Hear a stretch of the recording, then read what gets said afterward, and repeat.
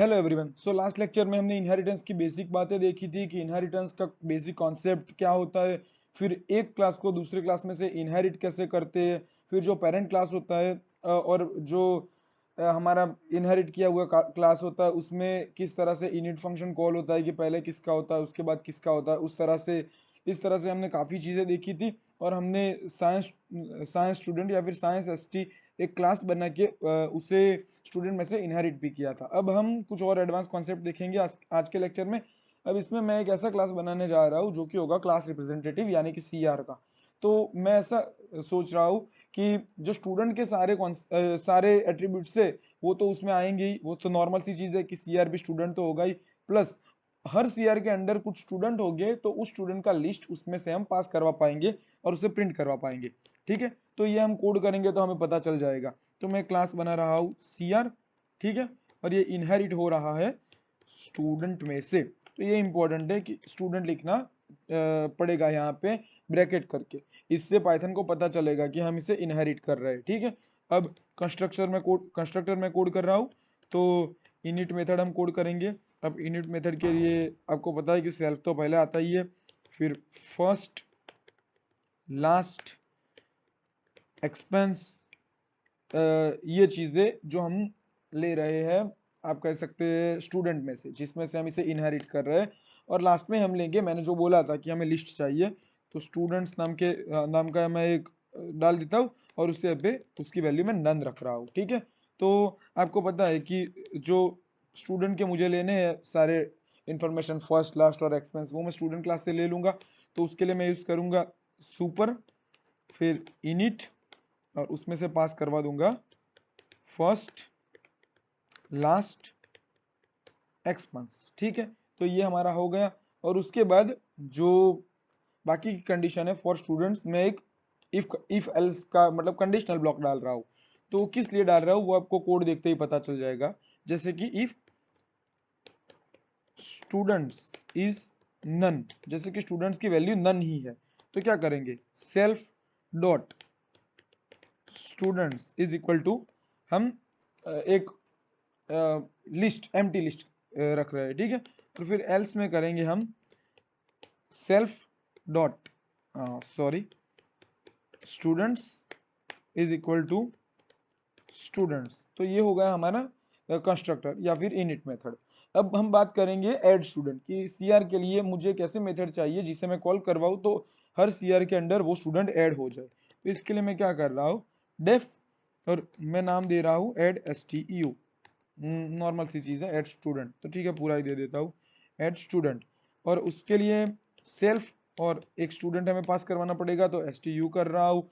और इसके लिए हम क्या करेंगे कि अगर जो स्टूडेंट है वो उस ईयर के अंडर नहीं है तो हमें लिस्ट में अपेंड करना है। तो इफ एस टी यू और नॉट का यूज करेंगे हम यहाँ कि नहीं है, तो not in self dot students. अब आप सोचेंगे कि इसमें सेल्फ का यूज यहाँ क्यों, तो सेल्फ डॉट स्टूडेंट्स इसलिए कि स्पेसिफिक इंस्टेंस के लिए चेक करना पड़ेगा कि उस क्लास के सीआर के अंडर है या नहीं। मतलब अगर स्कूल की बात कर रहे हो तो हर क्लास वाइज सीआर होगी, तो एक सीआर एक स्पेसिफिक इंस्टेंस है या कहे ऑब्जेक्ट है, तो उसके लिए हम बात कर रहे हैं, इसलिए हम सेल्फ का यूज करेंगे।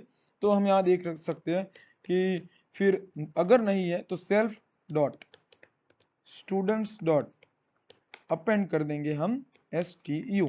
ये हो गई बहुत बेसिक सी चीज़ इसमें। और फिर एक दूसरी चीज़ करेंगे हम कि हम हर सीआर के अंडर कितने स्टूडेंट हैं उनका लिस्ट प्रिंट करवाना चाहते हैं। तो मैं के लिए एक बना रहा हूँ मेथड लिस्ट स्टूडेंट, और उसके अंदर मैं पास करवा रहा हूँ सिर्फ सेल्फ, क्योंकि उसके लिए दूसरी इन्फॉर्मेशन तो चाहिए नहीं कि जो असाइन करनी पड़ेगी। और इसके लिए मैं फॉर लूप रन कर रहा हूँ जो कि बहुत बेसिक सी चीज़ है, for S T you in again self dot students, सिर्फ स्टूडेंट्स नहीं सेल्फ का यूज करना पड़ेगा, जैसा कि मैंने बताया हम स्पेसिफिक इंस्टेंस के लिए बात कर रहे हैं। अब आप सोचेंगे ठीक है प्रिंट एस टी यू, नहीं पर एस टी यू एक पूरा इंस्टेंस है तो आपको सिर्फ मेमोरी लोकेशन दिखाएगा। ठीक है, वो मैं प्रिंट करके ही आपको दिखाता हूँ, उसके बाद बताऊंगा कि हमें सिर्फ फिर प्रिंट कैसे करना है। अब मैंने सी आर वन नाम का एक ऑब्जेक्ट बनाया और उसके लिए क्लास मैंने कॉल करवा दिया है C R A B C, उसका फर्स्ट नेम है, एक्स वाई जी उसका लास्ट नेम है, 30,000 एक्सपेंसेस है। और उसके लिए जो मैंने लिस्ट पास किया है उसमें स्टूडेंट वन ऑलरेडी पास कर दिया है, तो वो ब्लैंक नहीं है। ठीक है, तो आपको पता चल गया कि सेकंड कंडीशन में जाएगा।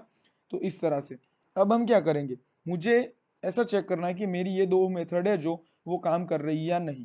पर उसके पहले ठीक है, मैं इसे रन करवा के देख लेता हूँ, तो पता चल जाए कि कोई मैंने सिंटेक्स एरर तो नहीं की है। यानी सिंटेक्स एरर होगी तो कंपाइल करते ही पता चल जाएगा। तो यहाँ रन करते ही दिख गया कि नहीं, हमने कोई एरर नहीं है। अब अगर लिखने में हमारी कोई मिस्टेक है वो है, तो अब हम पूरा प्रिंट करवाएंगे तब पता चलेगा। ठीक है, तो अब हम क्या करने वाले हैं, पहले पूरा लिस्ट प्रिंट करवाएंगे कि उस ईयर के अंदर कितने स्टूडेंट है। अब हमें पता है कि अभी एक स्टूडेंट है, तो एक आना चाहिए। फिर हम ऐड मेथड यूज करेंगे, स्टूडेंट 2 को ऐड करेंगे और फिर से प्रिंट करवाएंगे, तो 2 आने चाहिए। ठीक है, तो इसके लिए मैं पहले एक स्टेटमेंट प्रिंट करवा रहा हूँ, प्रिंट, फिर लिखूंगा list of students before running, और यूजिंग कह सकते हैं आप, बिफोर ऐड मेथड, और फिर मैं उससे प्रिंट करवा रहा हूँ। तो हम प्रिंट क्या करवाएंगे, CR1 स्पेसिफिक इंस्टेंस के लिए है, एंड हमारी मेथड है LST_STU। मैं इसे रन करवा रहा हूँ। देखिए क्या आ गया, मुझे मेमोरी लोकेशन दिखा रहा है क्योंकि वो पूरा इंस्टेंस है। तो मुझे क्या प्रिंट करवाना है, उसका फर्स्ट नेम प्रिंट करवाना है। तो मैं यहाँ लिख दूंगा डॉट फर्स्ट, और फिर मैं रन करवा रहा हूँ। List of student before add method, Tony आ गया क्योंकि हमारा पहला स्टूडेंट था टोनी। और इसमें आप प्रिंट और भी चीजें करवा सकते हैं, लास्ट नेम या एक्सपेंसेस भी, वो भी इजी चीज है। ठीक है, फिर हम करवाएंगे CR1 डॉट एड स्टूडेंट। उस CR के लिए मैं स्टूडेंट को ऐड कर रहा हूँ। अब आपने यहाँ देखा कि ऐड स्टूडेंट कौन से दो पैरामीटर लेता है, सेल्फ एंड STU। अब सेल्फ तो आपको पता है इंस्टेंस है तो ऑटोमेटिकली पास हो जाएगा, STU में पास करना है। हमारे पास STU कौन सा है, ST2। तो मैंने ST2 रन करवाया। फिर मैं यहाँ पे प्रिंट करवाऊंगा, यही स्टेटमेंट मैं कॉपी कर लेता हूँ और उसमें मॉडिफिकेशन कर लूंगा तो टाइम बचेगा। ठीक है, तो बिफोर की जगह आफ्टर आ जाएगा list of student after add method, और इन दोनों के बीच में एक ब्लैंक लाइन भी प्रिंट करवा देता हूँ जिससे और अच्छा दिखेगा ये। और फिर मैं कॉल करवाऊंगा CR1 डॉट LST_STU। अब मैंने इसे रन करवाया, जैसे ही मेरे पास क्या आ गया, list of student before add method तो है Tony, list of student after add method तो आ गया टोनी और कैप दोनों। तो इस तरह से हमने इनहेरिटेंस के बारे में बहुत सारी चीजें सीख ली है। ठीक है, OOP के और कंसेप्ट हम और अच्छे से सीखेंगे नेक्स्ट लेक्चर में। तब तक के लिए आप पाइथन के भी अपने कॉन्सेप्ट रिवाइज करने हो तो पाइथन प्लेलिस्ट देख सकते हैं, और वेब डेवलपमेंट के लिए भी हमारे ट्यूटोरियल है। ठीक है, थैंक यू।